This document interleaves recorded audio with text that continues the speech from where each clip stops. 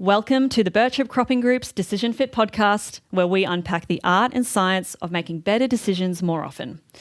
Today, I am joined by Cam Nicholson, who, as a farmer and farm advisor, wears both hats when it comes to understanding the importance of good decision making when agriculture is your life.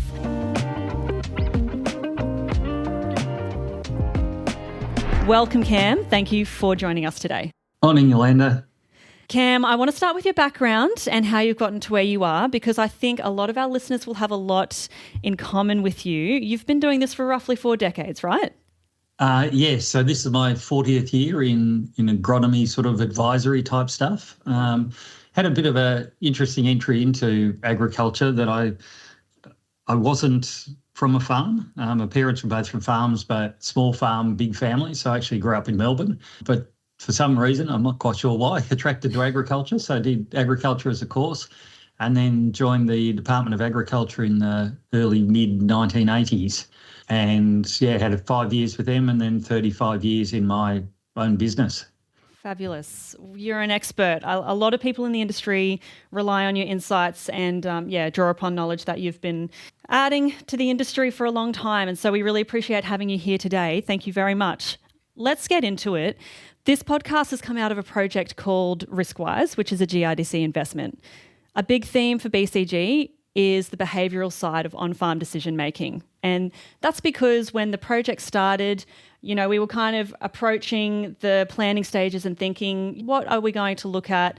How can we add value to the community here? And of course, we were thinking there's so much that we already do agronomically in terms of research trials. We really wanted to explore the behavioural side of it a little bit more, because that's what came out of our advisory committee meetings. Right at the start of the project, growers were kind of really making it clear that what's happening on the mental health side of things and what's happening, maybe in the relationship space with your business partners or your wider family really does affect how decisions are made. And as far as I understand, your work focuses on decision-making within farming businesses, assessing risk and managing uncertainty. Can you tell us a bit about how you assist farm businesses to go through these processes? Yeah, very big question. Look, I've been really lucky, Yolanda, in that in the advisory work, I've worked with a lot of really good individual farmers. And I've observed ones that have made good decisions and ones less so, and being able to pull the characteristics out of those, but also involved in other programs like the Grain and Graze program. People may be aware of sustainable grazing systems, where the question in Grain and Graze, it was the integration of cropping and livestock. And when the key question was, well, how much crop and how much livestock, the common response from farmers was, it depends on how much risk you want to take on.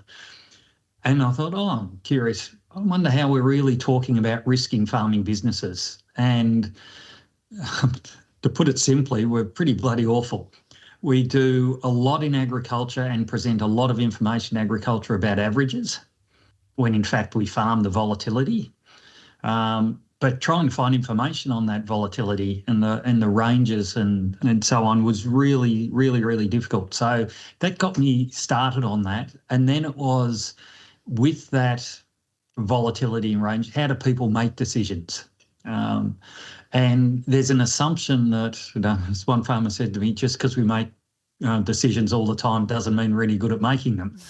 And it sort of got me in this curiosity of, well, when I've actually been taught to make a good decision, so much hinges on it, but I wasn't taught decision making the same way as I was taught to read or write or do maths or that sort of thing. And it is a skill, and we can explore that a bit further. But I think that's sort of why I got into it. I stumbled into it, and I should say I'm not an expert. Where my real insights have come from is observing others. That is a fantastic answer, because I was wondering if there was a penny drop moment for you. You've obviously gone down this path of interrogating these questions that nobody else really seemed to be asking or collecting data around for a long time. So that is so helpful for me to know. And I really love what you said around, is this a skill that I can learn? Is it a skill that I can develop? Because the whole point of the Decision Fit podcast is raising awareness and having conversations about, is this a process that, we can get better at, making better decisions doesn't really happen by accident. It's something that you kind of practice, just like going to the gym. If you want to get more physically fit, you go to the gym or you go out for runs and you do that consistently over time and you get better at it over time and you build that fitness. Decision Fit is the same kind of concept, just mentally. As a farmer and a farm advisor, in your experience, is it something that people can get better at? Is that measurable? And how would people measure that? Interesting question. I'm a strong believer that decision making is a skill, and like all skills, you can learn it, you can practice it, you can get better at it, and you can be coached in it. I think of any of the sports that I've taken up, whether it was footy or cricket or tennis or whatever else. First time I picked up a tennis racket, wasn't very good at it, but did a lot of coaching, did a lot of playing, and you got better over time. When you delve into some of the fundamentals of decision making, there are right and wrong ways of approaching it, if you like. And that's recognising what type of decision you've got to make, and therefore what's the right approach to do this, understanding some of the biases that come into it and some of the natural tendencies you've got. And I actually do a little bit of teaching around this now, and two words that always spring to mind, one is discipline and the other one is process. And I think the good decision makers that I see, they understand the right process to apply for the right challenge or question they need to answer, and they have the discipline to do it and don't try and do shortcuts. Now, they're both skills and they're both dedication to want to try and get better. I might be a bit off the tree here, but I reckon the Achilles heel in agriculture at the moment is our decision making. I think we've got more upside opportunity to improve productivity and improve the resilience of our business in our decision making rather than waiting for the next bit of technology to come out, whether it's AI or a drone or a robot or whatever else. I think the biggest change is how we choose to use those and use that technology. I love that. From where I'm sitting, it sounds like the key to unlocking it is a shift in mindset rather than getting your hands on a new piece of technology. Is that essentially what you're telling us? Well, I'm seeing more and more people chasing technology, which sounds good because it's on your phone and it looks exciting. But if it's not informing a decision, then why have we got it? And I can give you an example of one at home, which I think is probably going to be close to a lot of cropping farmers as well, and it's around soil moisture probes. Now, we're not cropping, we're livestock, so it's pastures, and we had soil moisture probes because everybody had soil moisture probes, and aren't they good? You can see how the water's going up and down. What I've learnt from a soil moisture probes in pastures is that most of the pasture action happens in the top 30 centimetres. And we're putting all these probes down 30 centimetres and below because we didn't want to catch them with a tractor or have something damage them. And we all thought it was great technology, but over the years when I've looked at it, it's not really telling us a lot. When I'm bogged in the paddock waiting for someone to come with a tractor to pull me out, and I look at the soil moisture probe on my phone and the profile's full. Well, I know that, and I know when it's really dry. And so in a pasture situation, it had limited value for us where the critical decisions were being made. The moisture probe wasn't adding much. And that's one where I think technology, for us, we jumped into it before we actually considered, how does this help inform a decision? So the bit before it, in understanding what decision is it you need to make, what are the critical factors that should be considered in that decision, and then what tech or what skills or what information is going to help inform that decision. So, sometimes we get it the wrong way around. We buy the tech first and then try and find a fit for it. Someone said to me, it's a solution, we've just got to find a problem now. And I think if we can flick it round the other way, then bits of tech have got enormous opportunity for us, but you've just got to know how it informs that decision. Sounds too rational, Cam. I don't know. It sounds like it makes too much sense when you put it like that. What I think you've talked a lot about in the past and conversations we've had really draws on biases. And it sounds like, there are a few biases at play in that scenario that you've outlaid. I've got one recent example in terms of maybe fungicide management for growers in our region. So, 2022 was a really wet year and 2023 was a more standard year, I suppose, but there was still a bit of disease around. And so a lot more sprays were going out than usual over this 2-year period or so. And people were really trying very hard to manage rust and stay on top of sprays more than they usually would. Then 2024 and 2025 were quite dry, but people still had this kind of, I guess, recency bias effect playing out where they felt the years were much drier, but they were feeling maybe pressure that they were putting on themselves to get more sprays out, get across the land, work that into logistics, even though it may not have really been that necessary and essentially probably eating into margins a bit too much. In terms of biases, I think most people don't really walk around day to day thinking about what biases they've got at play in their mind. And of course, every single human brain is vulnerable to being influenced by biases and prejudices. We had a workshop recently where we had 2 researchers from the CSIRO come and deliver a behavioural science workshop to some growers involved in the RiskWise project. And we did unpack, biases and ones that come up commonly in agriculture quite a bit.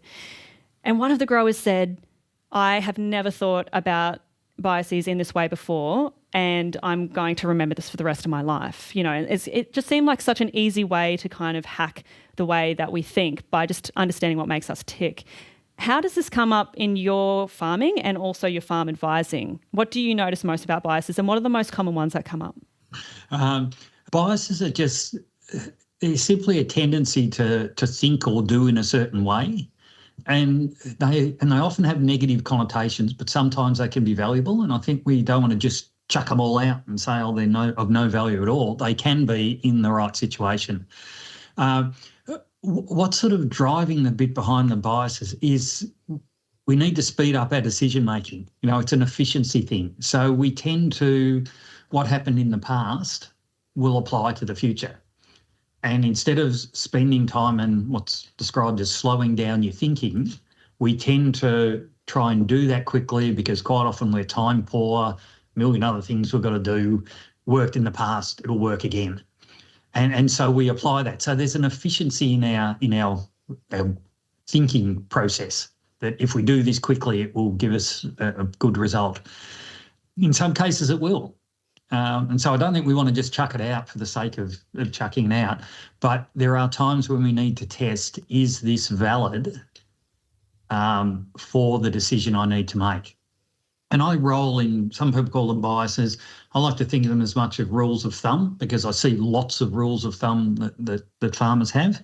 And they're just basically mental shortcuts is what we're talking about. And as you said, the recency of them, sometimes if it confirms them, that it sort of entrenches them and you go, I won't think about that, I'll just go and do it because that's what I've always done.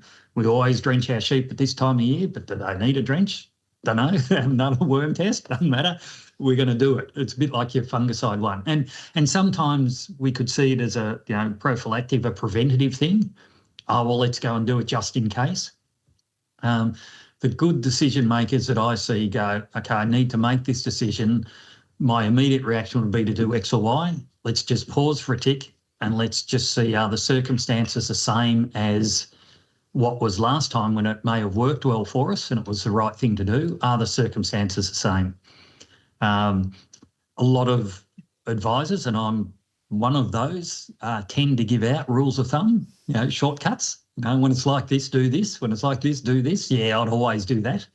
And it gets accepted. Just test that the circumstances haven't changed is probably the main thing that comes out of that. With your biases, I think we're the last certainly 10 years with things like social media, because of the algorithms that are behind them, they can tend to reinforce what you're thinking and what you're wanting to do.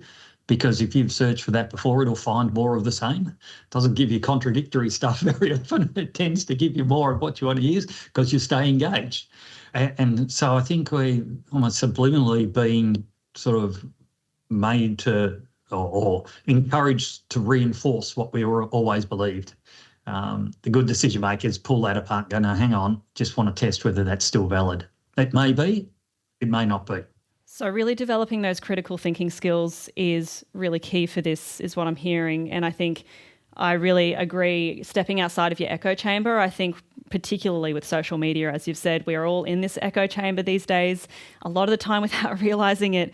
So step outside of that, question what you're thinking and why you might be thinking it. And I I like what you're saying about slowing down your thinking. And for our listeners at home, this goes back to this concept of system 1 versus system 2 thinking, which was, published in a book by Kahneman. You can go and Google that. But this fast versus slow thinking, Cam, what you're saying is, you're not really wanting to either be a fast thinker or a slow thinker. You're wanting to develop your slow thinking system so that it can inform your fast thinking, so that you can have those rule of thumbs that are based in evidence. Absolutely. There are times when fast thinking works well. Yeah, absolutely. Okay. And there's times where it's not. And I come back to that word I mentioned before, the discipline. So the good decision makers just test whether it's still valid. And it doesn't have to be an arduous thing that takes ages. Just stop and pause. And because they've got the discipline to do it, that over time separates them out. I remember when I first started consulting a dairy consultant down in Gippsland, he said to me, the only difference between the top 20% of operators and the rest is their ability to make good decisions earlier and more often. And it was all down to the process that they used and the discipline that they would apply. He said, doesn't mean they always get it right. Sometimes, a good, well-informed decision still turns out wrong because of this risk and uncertainty stuff that you've mentioned before, but they tend to get it right more often. I want to take a sidestep here and stay on this theme, but I want to talk about the people around the key decision maker. And we often talk about decisions being made by the one person, but that's, in my experience, not really always the case. The key decision maker has this team of people around them. It might be their family, their partner, their children. It might be business partners or advisors. In terms of slowing down that thinking, how can the people, maybe the influencers, we might call them, if we want to stay on the social media theme, the influencers in the key decision maker's life, how do they influence that process, or how can they support that process of slowing down and maybe taking a bit of a review? And as you said, you don't want it to be arduous, but it is something that needs to happen, and it's probably very context dependent based on your enterprise. What do you think? Yeah, it is, but the good decision makers recognise a few things, that they have a natural tendency to make decisions a certain way and use certain processes or biases, if you wanted to call them that, from the previous discussion we were having. This is the way I make decisions. But they recognise some decisions, particularly what I call complex ones, that have more relevance than just a calculation in them, that sometimes they are biased to only seeing part of that story or the decision that needs to be made. So they surround themselves with people who are different to them. So that's the first one. They know where their strengths are, things they aren't quite as strong at, and they surround themselves with people that, whether they're family members that they bring in and listen to intently, to round out their discussion a bit.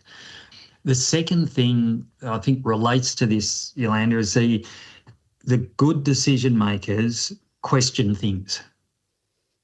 And so if you involve someone else, then as soon as you've either got to justify it, and one of the tricks I say to people is, if you're trying to make a good decision and you know there are critical factors you need to consider, write them down. As soon as you have to write, it slows down your thinking. If you've got someone else involved and you write something down and I say, Yolanda, why did you include that one? All of a sudden you stop, you pause, and you've got to think. And how often we're tearing around in the ute and we're looking at something and that looks like a bit of disease in this, and we're trying to think through a decision at the same time being distracted by a million other things, and we try and do too much of it in our head. If we can get to that discipline and that process of writing things down, my wife and I, if we've got to make these big decisions, we make 5 minutes over a cuppa and we write out the critical factors. And I'll say something and Fiona will go, why'd you include that? Oh, and then all of a sudden I've got to justify it. It makes me pause and think, and vice versa. I do a bit of, we teach this at the end of Marcus Oldham with the farm management students that I work with. And I had an email from a student about 3 or 4 weeks after he'd gone back, graduated and gone back. And he said, I just wanted to thank you for the process you introduced to us, because for the first time, my brother and I understand why mum and dad make the decision they do. And it's because they actually stopped and asked questions. And what surfaced from the parents were, oh, well, you also consider this and also consider this. And the father in other brother just thought, oh, we don't even consider any of those things. And it was that surfacing of the different perspectives that was being included or influencing the decision that was important. I like what you said about sitting down with Fiona over a cuppa and reviewing, reviewing your decision-making process. I want to talk a little bit about some stats for a second. So, two researchers at the CSIRO recently came for a visit, and they presented some research that had been undertaken via surveys. So, nearly 1,000 farmers and advisors surveyed as part of this project. And what was essentially being studied was how people make decisions when it comes to nitrogen management. Nitrogen was being used as, an example of, how people go through the process of making decisions, their risk profiles, etc. And this research was being presented by Brendan Brown, and it came out that only 16% of respondents formally undertake a review each year. And so that seems really low. Now, I know you said before, typically the top performers are the ones who go through the process of reviewing and thinking critically, but 16 seems low, 16%. What would you say to that? We don't review our decisions in a disciplined way well enough, whether you want to call that a formal review or a less formal reflection on it. But I don't think we do that very well. Well, what we tend to do is if the outcome of the decision we've made isn't all that good, that tends to bias our next way of thinking or our next view on it. And I think we can be better at learning from our mistakes. As painful as sometimes they are, if you've got a process in place and you go, that didn't work out the way I wanted to, what did I not include in that decision that I should have at the time when I had to make it? Or am I putting too much emphasis on these factors and not enough on something else? So that word again comes back to the discipline of doing those reviews. Now, they don't have to be big formal things, but they can be, it's just that, yep, I'm going to do this, going to find a bit of time, a bit of quiet space and just reflect on that decision. And if you write things down, as I mentioned before, about what are the critical factors we should include in this, then you've got a record of it. So it's transparent and you can go back to it. If you're trying to recall what you thought of 6 months ago when you made the decision at the time you made it, it's really, really hard. But if you've actually got it written down somewhere, just on a bit of paper, stuck in a file somewhere, and you pull it out again and say, well, I considered these things. Gee, I put too much emphasis on that and I didn't consider this. Next time I should flip that around a bit. That certainly helps with your mental health side of it. Because we can't guarantee that every decision is going to work out exactly the way we want. And often people talk about right and wrong decisions. You only know that in hindsight. What we should be aiming for is to make good decisions, and good decisions are ones that are informed. And this to me is part of that informing process. The other bit, if I can just quickly, is that we're very poor as an industry to reflect on when we do a good job and learn from that. We almost, I don't know if it's called poppy syndrome or what it is, or it's just farmers in general, but we tend to just accept that, we've done a good job. Yeah, well, isn't that what we're expected to do, sort of thing? When in fact, if you pull it apart, we have done something very skillful and usually pulled off something that's pretty complex. Okay? And we just accept that and move on. We can learn from, well, what were the good things that made that turn out the way we did? And it does a couple of things to you. There's a couple of hormones that are released. One's serotonin and the other one's dopamine. And those two help with sleep and mood and positivity and those sort of things.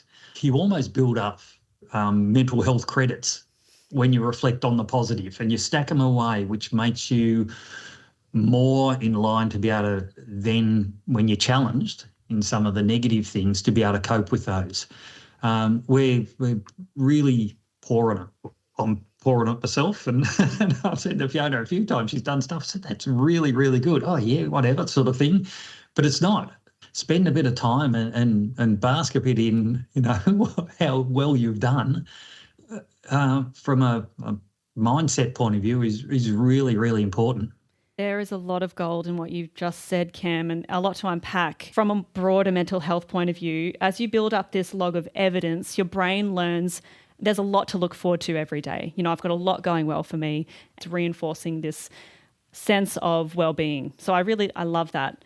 I do want to talk a bit more about the opportunity side of things. So you talked about reflecting on decisions and how the season's gone, and I guess taking time to appreciate what went well or mistakes and what you could do better next time. What would you say about the opportunities when it comes to maybe assessing risk or making decisions? How can we reframe how we think about things to be more opportunity minded?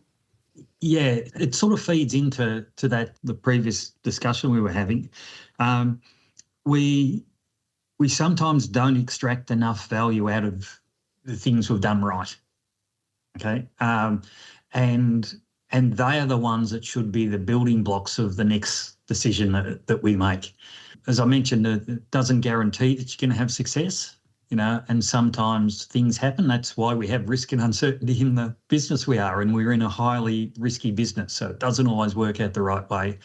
But if we can constantly extract the things that we do well and not get biased to say, oh, that worked well this time, I'll always keep doing it. Remember that reflection just to test whether this is the same sort of circumstance and it should work. Then there's some value in that.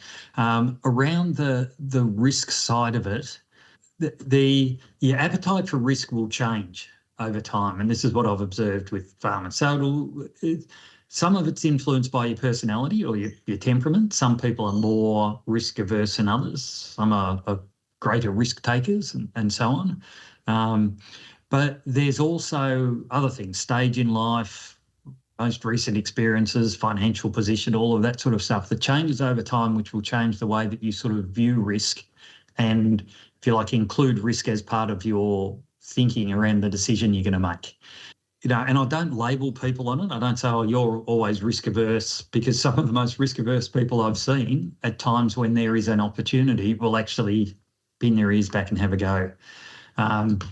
So you can be flexible in what your risk profile, if you want to call it, or position on risk is, and that will change over time. And I've seen that change with us, between young kids and educating them and then off our hands again and all those sort of things. You view opportunity differently, and you view challenges differently.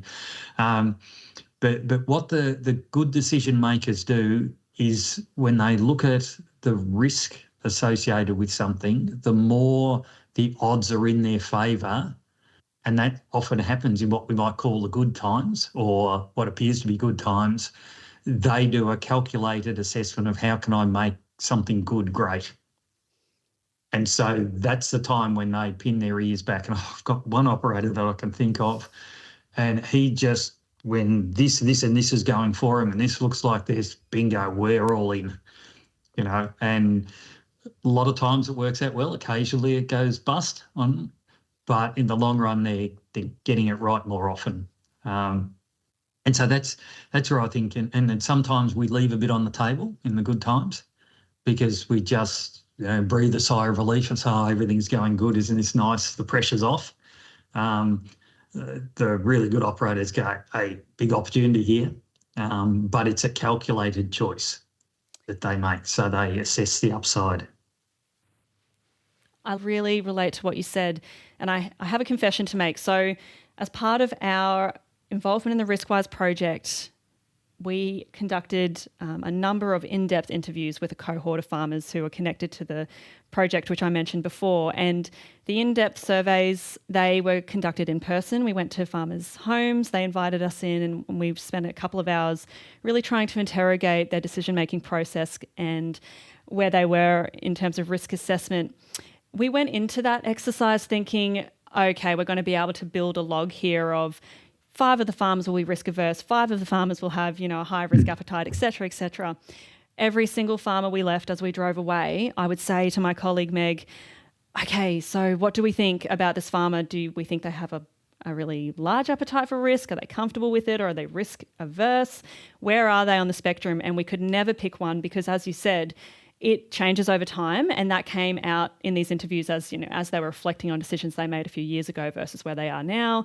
And it was also really context dependent on what they were making decisions about. There were some decisions they were really happy to go for it and pin their ears back, to use your terminology, and there were other decisions where they had zero comfort around pursuing an opportunity. And so I think we have this tendency to try and pigeonhole ourselves, and you said yourself you don't like to label people. I think it's really helpful to think about ourselves in those terms, that there's a lot more nuance. It's not, you're not A or B. You can be a bit of A and a bit of B, and taking that time to reflect is really critical for understanding that. So let's say we've got a farmer who's potentially new to the process, and I guess this can relate. Yeah. You might relate to this, Cam, because you have been in this situation before. Perhaps you've got a farmer who's new to farming, or perhaps taken over the business and don't have too many people that they can draw upon. All of this is very new and they have no idea where to start. What would you tell this person? First of all, I think that moving to that, trying to drive yourself to move towards that systems 2 thinking is super important. And the number one tip or trick that I use is write stuff down. Got to make a decision, write the decision down. And you'd be surprised how hard it is. People start writing and go, oh, hang on, what is the decision I'm actually trying to make here? And then the second one is, well, what are the critical things we should consider in this decision? Now, if you've got those two, and I often have farmers that will say, thinking about such and such decision, and I've got them well trained in the process, they flip me their thinking, but it's all written down. What do you think I'm missing? What it does is it makes it transparent and it allows you to then reflect on them, which is that reflection piece. The reflection piece is very hard to work if stuff isn't documented. Now, crop agronomists will often do that when they do their annual review, because they'll go, what was the yield for the inputs we did? So it's a mechanical sort of analytical type approach. But some of these other decisions that are a bit more sort of nebulous and they're not bottom line number at the end of a spreadsheet, just writing them down, writing down the decision, writing down the critical factors, and then being able to reflect on those. Partners can do it. That's what I said, the Fiona and I sit down together and just ask questions. We had one recently. We could have gone into a scheme to get some recycled water for the farm. And there are pros and cons with all of that. The obvious ones around cost, but also use, reliability. What does it do to our markets? Because some markets won't accept things that, and once we wrote the list down, on balance, we said, no, not going ahead with it. Now, at first sight, you think, oh, water, when you're tight for water, what a great idea. Let's jump in and do it. It's that simple 10-minute exercise of writing, stopping and pausing, flicks you to systems 2. Write it down. That's where we're at. It's great advice. So Cam, let's talk uncertainty in the face of volatility for a moment. Weather and climate are a great example of this. What would you say to a grower who's really struggling? Perhaps they're feeling a bit paralysed in the face of this uncertainty in terms of the volatility in a season. What would you say to help empower them in making decisions under uncertain conditions? I remember Bill Malcolm, our economics lecturer, saying that when you're in a situation like that, just imagine the future with rigour. And what he meant by that was do a whole lot of different scenarios. What if it's like this? What would be the outcome? What is it? If it's like this, what would be the outcome? If it's like this, what would be the outcome? Which ones of those would you be comfortable with or could survive with? That's the path that you probably should take, or those inputs that you've used in making that scenario is the one you probably should follow. Once we start to get into the risk side of it, then as we start putting odds on it, you can say, well, there's a 70% chance of this potentially working out. I'm comfortable taking a punt on that. Yeah, so I think when you get to the uncertainty, it's just you run scenarios. Cam, I am going to wrap this up. I've really enjoyed this conversation and we really appreciate you taking the time.